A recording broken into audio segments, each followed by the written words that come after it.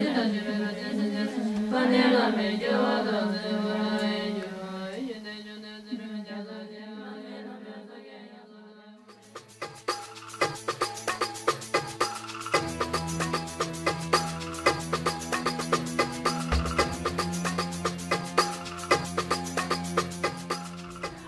drawn by intensity and intimacy and authenticity.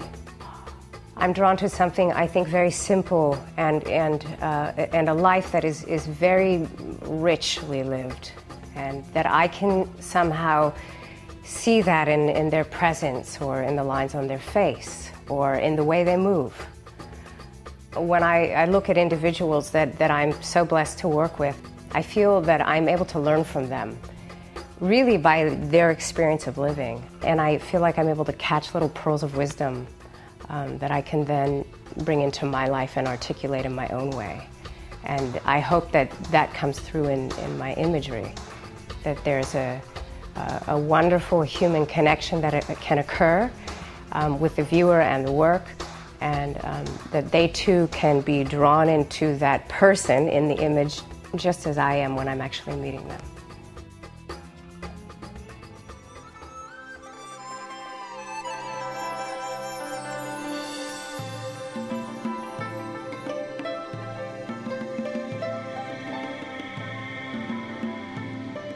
Traveling for me is utterly essential to my personal life.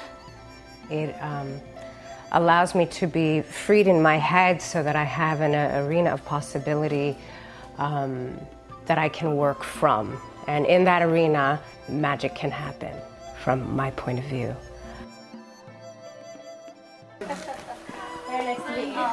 I love meeting people when I'm out of the country and in cultures that are living such a traditional life, and one that is very different than my fast-paced, moving life at home. And to just sit with these individuals and to take in their experience of living is really wonderful to me. Beyond that, I really love to document them with the knowledge that they may not be around in the same regard in 10 years, that women with bound feet from 1911 aren't going to be alive maybe in 10 or 15 years, and that I have the opportunity not only to meet them and spend time with them, but also to document them so that others can share in what that experience may have been for that woman.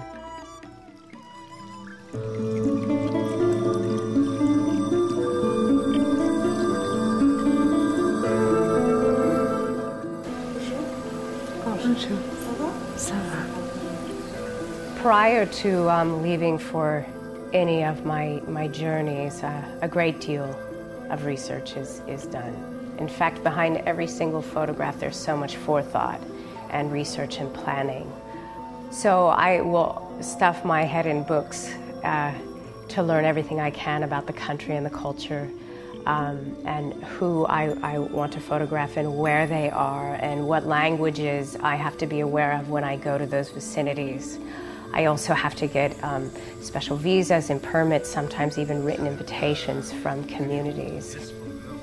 After I actually go to a country, I have to find an interpreter, not only whom can understand and speak the languages that I'm using, but also with whom I feel an affinity, because that's utterly important due to the sensitivity of my work.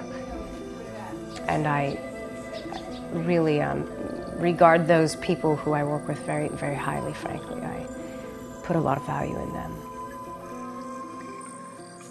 I choose the places that I want to work in by really what stirs in me and what is percolating in me for a period of time. And that's often brought on by, I suppose, its own innate naturalness, but also by if I feel that place is more vulnerable to change. And to me, it's important that I am there and I am able to make images of these people, knowing that they won't be around perhaps later.